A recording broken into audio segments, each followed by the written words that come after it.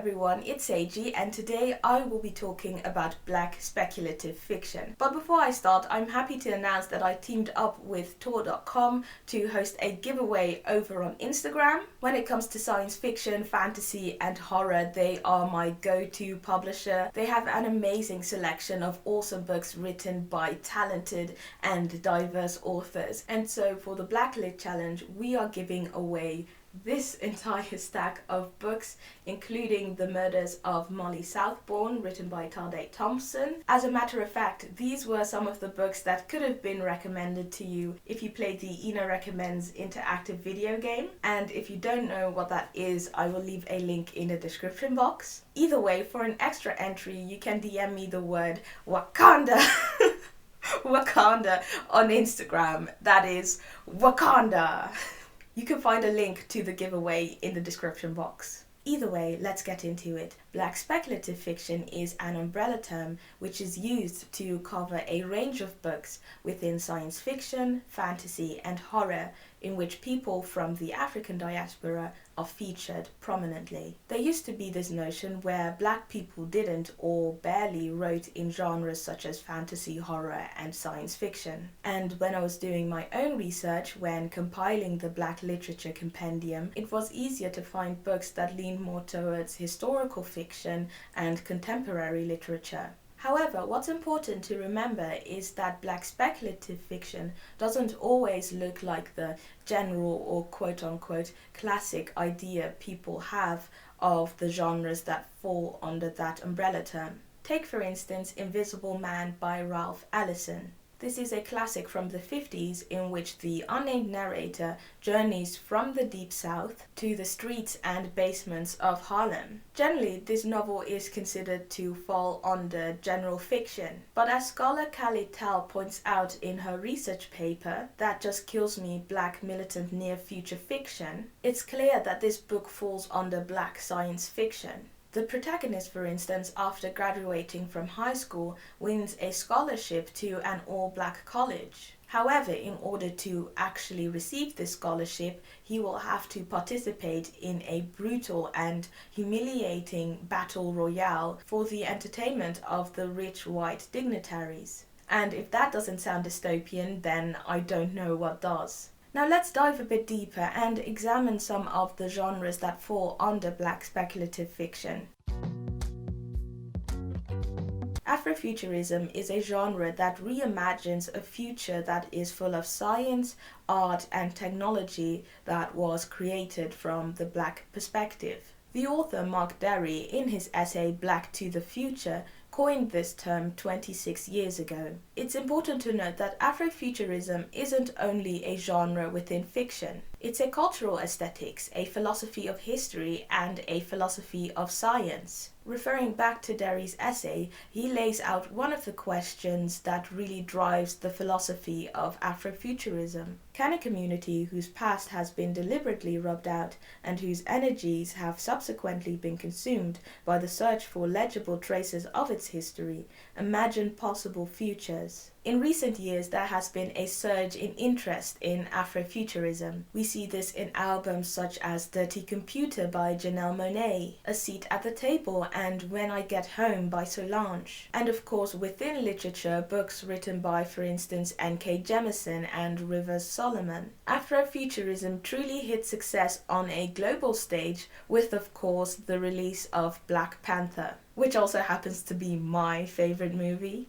Its astounding success was a proper up your arse to all the people within the film industry who believed that movies that centered around and celebrated black people and black culture could ever be interesting, let alone bankable. However, looking at the recent strides that have been made, it's also very important to recognize the pioneers of Afrofuturism, such as Octavia E. Butler, who wrote stunning pieces of black speculative fiction, such as Wild Seed and Kindred, and whose work after decades is still very much alive and celebrated. She was one of the first to put black people at the center of their narrative and explore the possibilities for the future before it had even become a movement. One of the most notable people to have done this as well was Sun Ra. He was a musician known for his experimental music, in which he mixed elements of jazz and space, and for which he used Afrocentric and space-themed names as titles.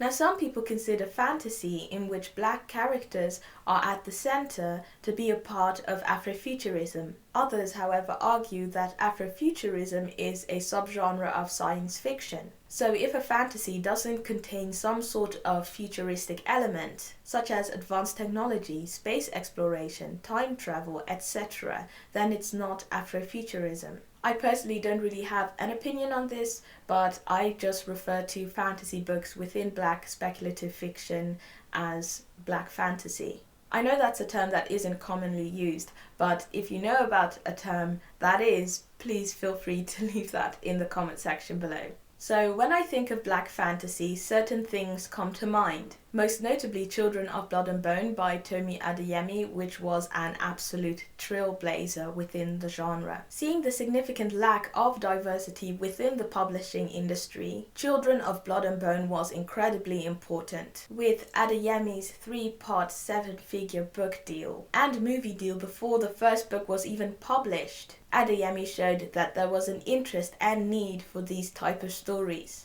and that they were thus profitable. And that's important in publishing because the publishing industry still is an industry. And so recently we've been seeing an increase of fantasy books coming out that were inspired by African or Afro-Caribbean culture. Books such as Queen of the Conquered, A River of Royal Blood, Kingdom of Souls, Black Leopard, Red Wolf, and many more.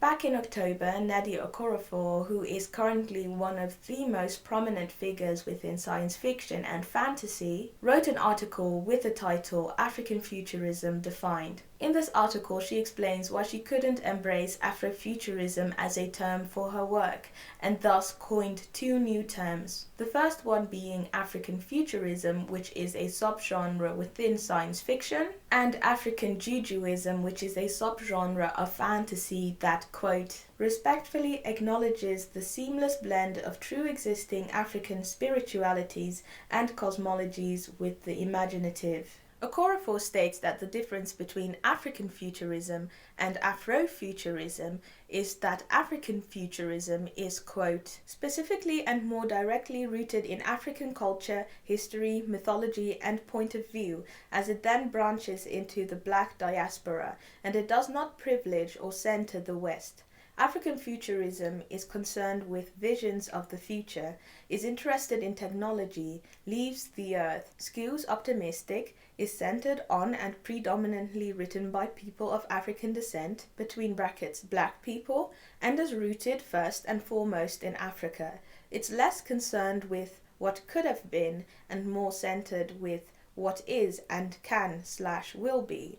It acknowledges, grapples with, and carries what has been. African futurism does not have to extend beyond the continent of Africa, though often it does. Its default is non-Western. Its default/center is African. This is distinctly different from Afrofuturism. The word itself was coined by Mark Derry, and his definition positioned African American themes and concerns at the definition center. Note that in this case I am defining African Americans as those who are direct descendants of the stolen and enslaved Africans of the transatlantic slave trade. Okorafor says that she won't further elaborate on this term, but if you'd like to read the entire article, then I have left a link in the description box. Now, black horror is my favorite genre, and how I wish that there was more of this type of literature out there. One of the things that, for instance, really fascinates me is the diversity within this genre. Moreover, the opportunities that are still there, just waiting to be snatched up and discovered. Black horror is a genre of which the books are very scarce and hard to find. Thankfully, there are some amazing up-and-coming authors such as Alexis Henderson and Ryan Douglas who are working hard to change that. But going back to that diversity, there is a huge range of topics that Black horror can focus on. There are, for instance, a lot of aspects within Black culture that revolve around mysticism. And there's a lot of folklore that has a macabre feel to it. Macy Card's upcoming debut novel, These Ghosts Are Family, for instance, features a story that is inspired by All Haig, which is an old Caribbean vampire story. There are also authors such as Victor LaValle who reimagine Western classics. LaValle's novella, The Ballad of Black Tom, for instance, was inspired by the horror at Red Hook, which was written by H.P. Lovecraft, who was a huge racist. Lovecraft even cited that the inspiration for this story came from, quote, gangs of young loafers and herds of evil-looking foreigners that one sees everywhere in New York. LaValle took this story and chose to center it around a young Black man who is living in the 1920s in Harlem and is trying to make ends meet when he falls in the hands of a white rich man. Looking back, we can see that horror is a genre in which Black people haven't always been represented in the best way. If you look at classic horror flicks, the Black person is always the first one to die. And sometimes we're not only seen as bait, but also as rather dispensable characters that can easily be replaced by yet another generic Black character. If you're like me and you loved watching The Walking Dead, you might have noticed that there was always one Black guy in the pack, and that every single time they disappeared or died, a new one would sort of magically pop up.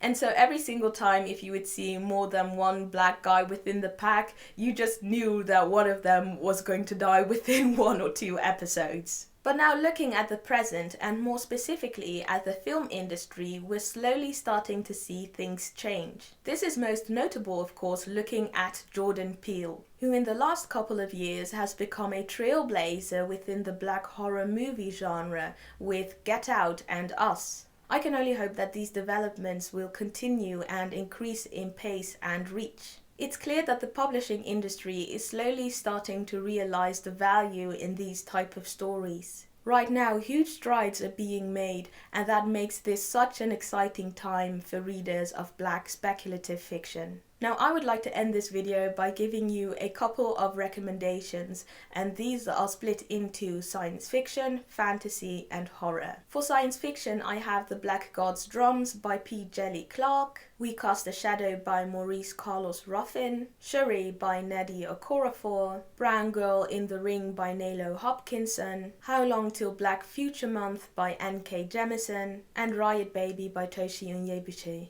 For fantasy, I have Queen of the Conquered by Kaysen Callender, Black Leopard Red Wolf by Marlon James, Children of Blood and Bone by Tomi Adeyemi, The Rage of Dragons by Evan Winter, and Pet by Akwaeke Emezi. For horror, I have Victor LaValle's Destroyer, Fledgling by Octavia Butler, My Soul to Keep by Tanara Reef Dew, Minion by L.A. Banks, and The Icarus Girl by Helen Oyeyemi. If you would like to find more books within Black speculative fiction, you can check out the Black Literature Compendium, which I created. It has over 100 pages filled with Black literature titles and Black authors, editors, and illustrators, and they're all ordered by genre and country. Either way, thank you very much for watching. If you liked this video, give it a thumbs up, subscribe if you haven't already, and I will see you in the next video. A huge thank you to Klavik, Chris, Diane, Jen, and Tara for supporting me over on Patreon.